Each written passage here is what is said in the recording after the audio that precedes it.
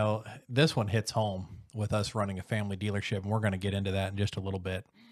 There was a story that was told about a man who built a career on trust. You don't hear about that a lot anymore. Yeah. Built his whole career on trust, not product, not anything like that, just trust. He didn't pressure, he didn't manipulate, he didn't twist the truth. Over time, his reputation, listen to this, his reputation began closing deals before he ever walked into the room. You know who that man was? Zig Ziglar. Yeah, Zig has passed away.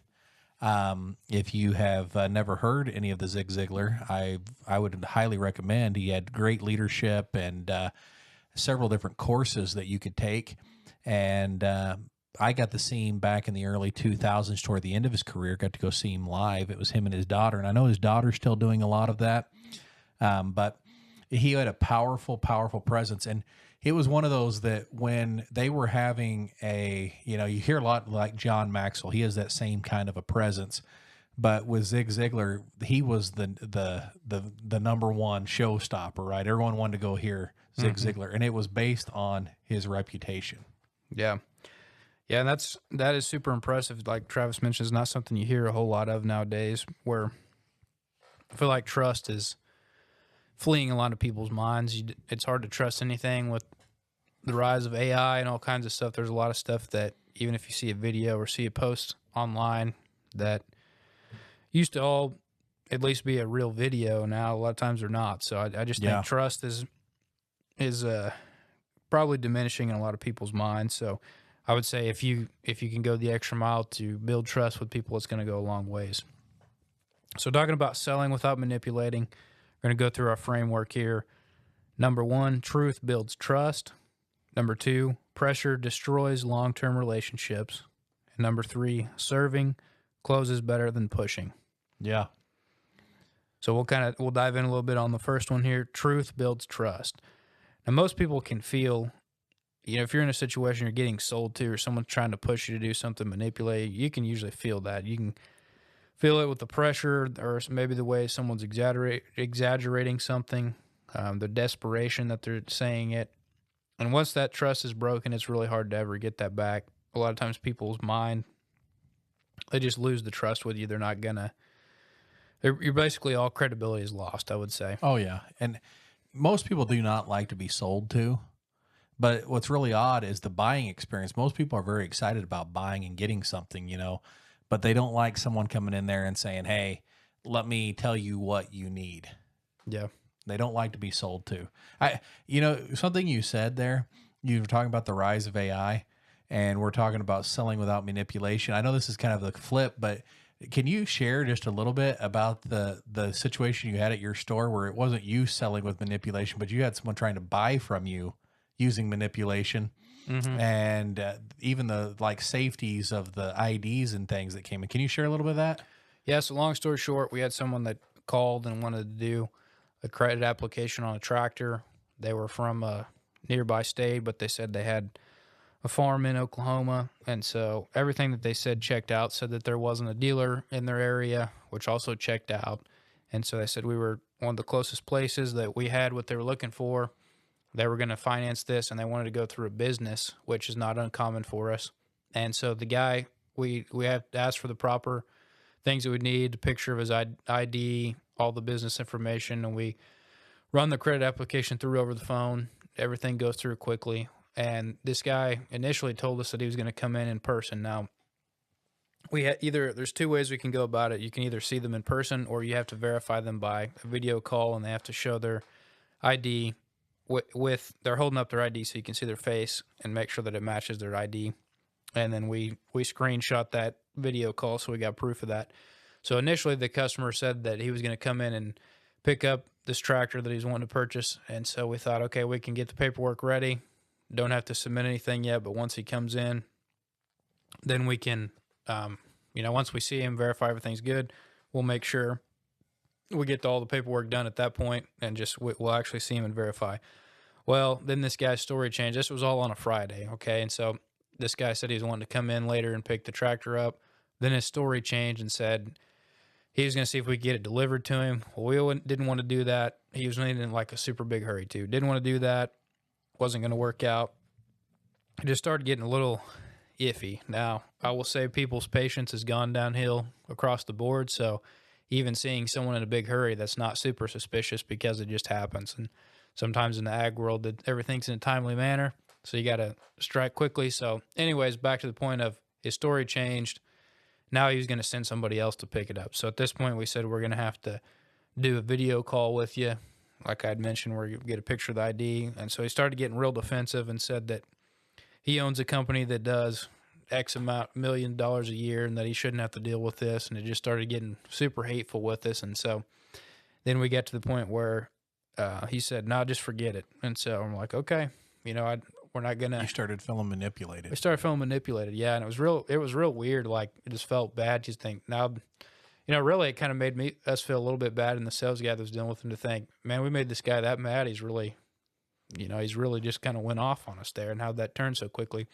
And so I'm sure that was all part of the manipulation, is to guilt us into doing it. But anyways, I do remember as this all was going down that I did stop and say a prayer and just ask God to give us guidance and direction and stuff. And so at this point, it was Friday evening and we'd already closed. And the guy was still texting our salesperson that was dealing with him. And he said, what do I need to send now? He's like, maybe I could just send a video. And so I'd said that prayer, and it was probably within like 30 minutes or less, probably not, I think it was much less than 30 minutes. But our sales guy, who's already home at this point, he texted me a video that this guy had sent him, and it was very hokey. And you could tell it was AI, but it was just a copy. Basically, they took the guy's picture from the ID and they made that picture come to life. They animated it, yeah, and saying that they were going to buy a piece of equipment from us. And his mouth did not match. I mean, the words he was saying didn't match the way his lips were moving. It was like, just I am buying a tractor. Yeah, yeah. It was real hokey, but I know that's kind of a long, drawn-out story, but something like that, I guess the whole thing there is, at that point, I think this tractor was maybe $70,000 or so, somewhere in there. Well, if we didn't do our due diligence on that, we would have been responsible for that. Mm-hmm. And so, you think about being manipulated, that could have cost us $70,000 or whatever it was, or insurance. There'd be all kinds of stuff involved. But either way, it'd be our fault because we didn't do our due diligence. And so, going back to this whole thing, manipulation is so prevalent nowadays that I feel like since that's happened to me, I've been much more on guard. If anything, even legitimate things pop up, I start being like, oh, we're going to have to go through extra protocols to make sure it's all good. Now, that's not all bad, but just back to the point of trust is, it's really hard to trust people now. Mm-hmm. And that was the early start of the AI. Yeah. And it's got a lot better now. Yeah, that was probably 5 or 6 months ago. Yeah. So yeah, all the video stuff's gotten way better, but it's going to get even worse, I would say. So I think there's a lot of times. We were talking to one of our relatives, and he was talking about, he's maybe 19, 20 years old, and he was saying that if something says it's AI on it, sometimes he doesn't listen to it or doesn't watch it or whatever because, he's just like so sick of AI. And so it's already getting to that point where some people are just so sick of it. So go back to, if you're a salesperson and you're actually a real person and you have a real person interaction with them, even just doing something that is pretty standard, what would be pretty standard 10 years ago, if you just do that now, you're like over the top exceptional. Oh, yeah. I think customer service, it's really not rocket science. So if you can just take care of people and try to treat them the best you can, like I said, 10 years ago, that was the normal. Nowadays, you're above and beyond. I read an article that was talking about that most people don't buy because of the product. Now, the product does affect it, but when they're taking the time to come into like a dealership versus like an impulse buy, on something small, when they're buying from a dealership, they're wanting to talk to somebody, but they also their number one thing was they like to buy from people that they know, people that they like. So even over the product, if they like the individual, they want to do business with that person. And I think that especially with a large piece like ag equipment, you're buying a partnership. Our slogan at our store, it's been for years, but it was your partner for life. And it was my dad that came up with that slogan. But with that is we want to partner with them. We want to help take care of it. And if something happens, so we want to help them get it fixed.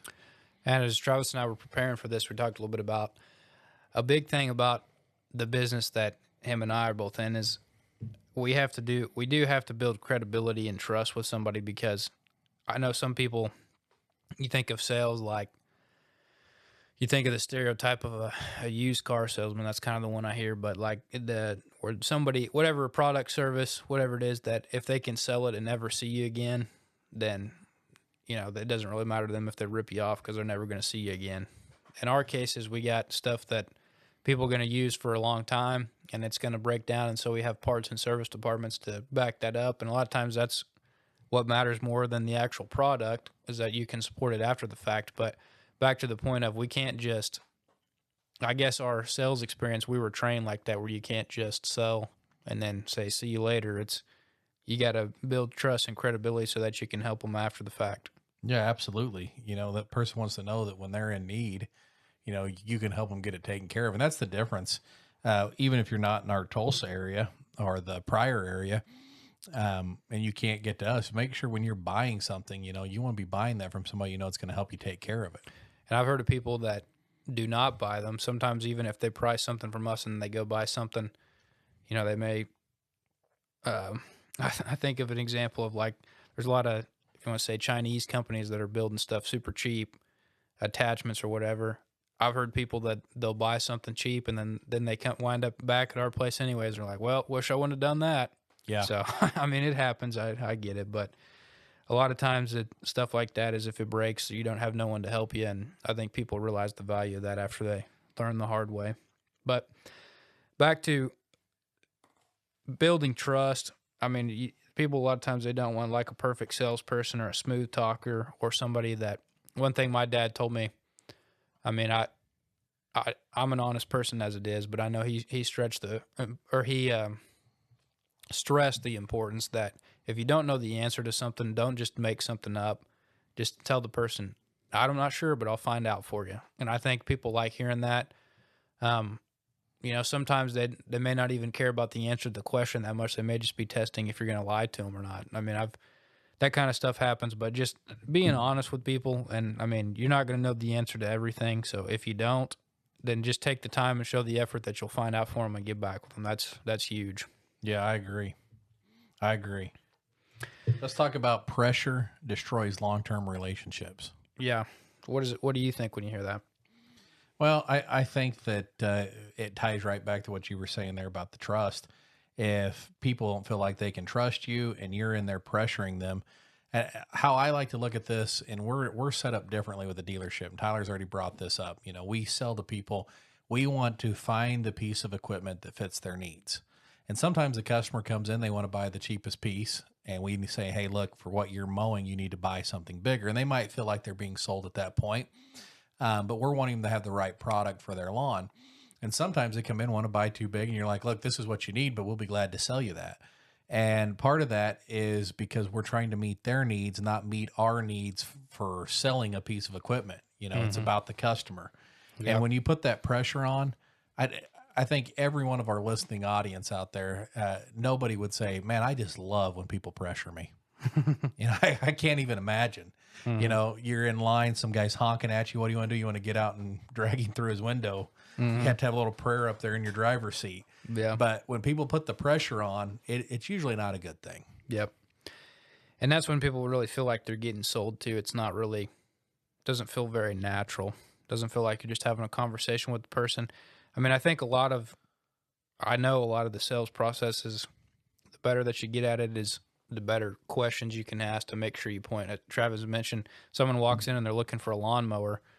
I'd say one of the first questions is you can start asking them, are you mowing? You try to figure out how much they're mowing. If they're going to mow a small residential yard, maybe all they need is a push mower. But if they're mowing 20 acres and you don't ask the guy up front and you're trying to sell him a push mower and he's mowing 20 acres, you kind of lost credibility right there. I did have a guy come in mowing 5 acres and wanted 2 push mowers. Oh, wow. And I asked him what was up with that. And he said his son kept breaking the riding zero turn on purpose so he didn't have to mow. So he got 2 Pushmores, and he said by the time he gets done with these, he's going to wish he wouldn't have broke the zero Yeah. card. Yeah, that's a pretty good one. But I think a lot of that goes back to if you can ask the right questions and then you can try to point them in the right direction. And I think ultimately, not everybody sells products. If you're selling a service, whatever you're selling, you want to show the value that that has. So when you ask questions, you can frame it. You know, if Travis just walks in, let's say he walks in the dealership and I don't even ask him what he's looking for, and I'm trying to sell him a lawnmower and he's looking for a tractor, well, I mean, that's kind of my fault because I didn't even ask him a question. You know what I mean? It's Oh, kind of yeah. like if you go right into a sales pitch, you're like, look, check this out, blah, blah, blah. I've even had that happen to me where sometimes I may have missed 1 or 2 questions and then I get pretty far into it and then they stop me and they're like, oh, actually, I'm looking for this. I mean, it happens. So learning from that, but I'd say when you can ask the right questions, show the value that your product or service has, and then how that can actually solve their problems. That's really what people want, is their problem solved. And so if you got something that can actually do that or show how they can use your product or service to solve their problem, that's probably the biggest thing. The one that I always hate is like when you go, there's a couple big furniture stores around. When you go in, they're like waiting in a line, the Hmm. sales guys. It's like they're waiting to attack you. Yeah. And then you say, hey, I'm just want to look, back off, give me some don't put the pressure on. Then they like stalk you through the entire store while Hmm. you're looking. Yeah. And I don't like the pressure. I like to go and say, hey, look, I need a chair. That's it right there. And I might have a few questions, but I don't want to be pressured into buying what they are trying to sell me. And I'd say with the rise of the internet, and I would say the average buyer is much more educated than they Oh, used to yeah. be. And so there's a lot of times where if some people really try to throw on a sales pitch, well, if you're lying to them, they know it, they'll know pretty quickly. I've ran into, just think about your buying cycle. I think this would be the better example, but like when I get on, run to buy something, I drop straight down to the, what do you call it? The reviews, Mm-hmm. and then I'm reading down there and I'm checking it out and I'm like, okay. And I'll do my homework long before I ever go into a store. And if it's available online, sometimes I order it. If it's available locally, I try to support locally. Mm-hmm. But you also got to ask yourself, what are you doing as an individual, especially if you're in this sales role? What are you doing? And I'll just tell you right now, let me stop there. Everything we do has some kind of form of sales in it. Oh yeah. Everything. Yep. And so the old saying, always be closing. Well, the best salesmen, they say, are the ones that people never realize they're being sold to because you're meeting the needs, right? Yeah. You're not out there pushing a product. Oh yeah. Yeah, I've seen that happen to my dad when I was starting in sales. He's a really good salesman, and so I would try to overhear some of the stuff that he was doing and just listen to him. And I was kind of thinking, I remember overhearing one of them, and I didn't hear the entire conversation, but I was just overhearing what I could. And this person was buying a piece of equipment, and I'm sitting there thinking, they're not even talking about the piece of equipment. I mean, Mm-hmm. where I'm listening to this conversation for minutes here, and it's like they're just talking about general life stuff, and then next thing I know, they're signing the paperwork, and I'm like, how did he do that? But as I've been around it a little bit longer, as Travis mentioned, people like dealing with people that they like, and so if you can learn, it's a skill too, the selling and even communicating with people. I mean, when I started, I was pretty young to be in sales, and I would say we deal with a wide range of people, but a lot of older people, and so being able to relate and just communicate with all different ages, I mean, that stuff comes with time, but it's super beneficial. And I've even seen it with one of my other friends. We kind of started in sales around the same time. We're the same age, and we even sometimes laugh about, like, it's pretty interesting. There's a lot of people our age that just have a lot of I guess you could say social anxiety, like just Yeah. general interacting with people. It's like they just don't do very good at talking to people. And so that it's definitely a skill that's super useful, and you can use it in any part of your life. But I think a lot of it just comes back to being yourself and just being honest and having integrity. Yeah, we probably should have mentioned this in the beginning. March was clarity month, April was discipline, May was execution month, and June, this is starting out with influence, right? Yep. And everybody, that's the key word nowadays. Everyone wants to be an influencer, but you're an influencer one way or the other. Maybe it's what the clothes you wear or the things you say or the restaurant you say, man, that food was great. Hey, in fact, we were gone to lunch today, and when we came back, I was like, man, that lunch was awesome. And the guy goes, hey, where's that place at? I Hmm. was influencing this other guy to go down there and eat it, Yeah. and I didn't even know it. Yeah. Yeah. And most importantly, think about how your influence is for God. Oh man, yeah. If you're saying that you're saying one thing and you're doing another thing, then you can destroy a lot of credibility there, Hmm. destroy your witness, I'd say. And, no, nobody's perfect. Travis and I aren't perfect by any means, but I've had a lot of people. I guess this is going a little different direction, but I think it relates. There's a lot of times where people say, "Is this a sin? Is that a sin?" Blah blah blah blah. One of the easiest things I feel like where people can get in crazy debates. I think a lot of times people want to justify what they want to do, but I think a lot of times if you think about it, is if Jesus was right there, would I do that? Or if you saw your pastor doing it, or somebody that you know, believe that they had spiritual influence over your life, would you do that, or would you want to see them doing it? I mean, that's pretty simple of how that influences other people and think about how that affects them. And really, I guess just looking at this from the whole perspective of things is just how you behave at work regarding it with your faith. I mean, how the faith all intertwines with working and stuff in this selling example. It's all goes hand in hand where you got to have integrity, be honest, but I think just treating people right just goes back to the golden rule. Yeah. Number three there was serving closes better than pushing. So, Yeah.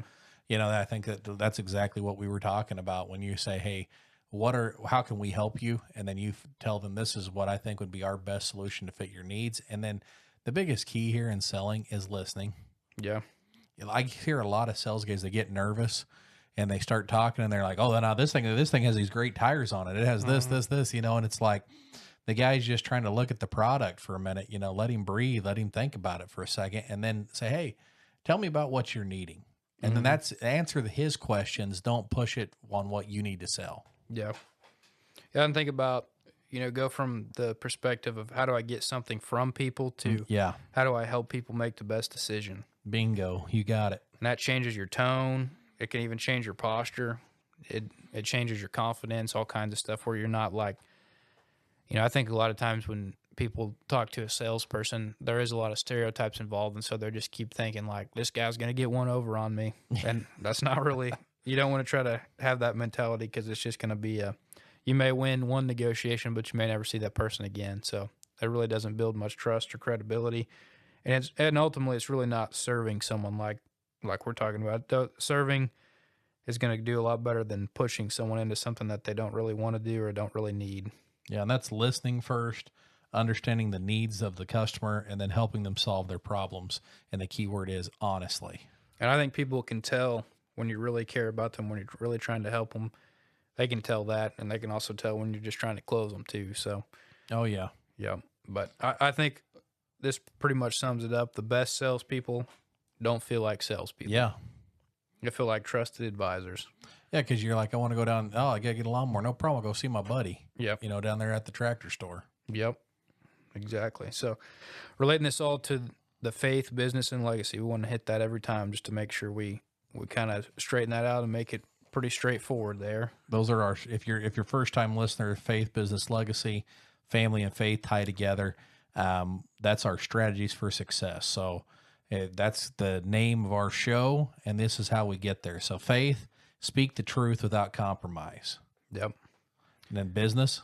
Business, trust converts better than pressure. Yeah, absolutely. Legacy, people remember how you treated them, not about what you sold them. Yeah, that's very true. Absolutely. That's very true. Well, wrapping up here, we always have a challenge to end, and our challenge for this week is to have one conversation this week where you focus on serving but not selling. So really think about, I would say give this conversation a little bit of thought. If you can try to plan for this conversation, and so that way, a lot of times you can think about how you can help somebody and serve them, and so you can have this already planned and think, are you really serving them, or are you just trying to get something from them? When we started traveling with the boys ministry, and I didn't even really realize I was doing it, and we started getting ready with this podcast here, but before, kind of the approach we would take is, hey, let us tell you about this program. The problem there, that was like us selling, but now we've trying to change that to how can we fit the needs of your church? And because of that, it becomes very relational, and we're now a partner with the church to help them, and the growth has just taken off. And I think they can really see, they can actually picture it working for them rather than just saying, well, that guy's just selling to us and we'll never see him again. Yeah, exactly. So, hey, we've laid out the challenge, and now it's time. Now it's time to execute. Strategies for success. We lead, we build, we bless. Faith in the fight, a vision inside. A legacy is our quest. Strategies for success. With courage we invest. Faith, business, legacy. That's our strategy for success.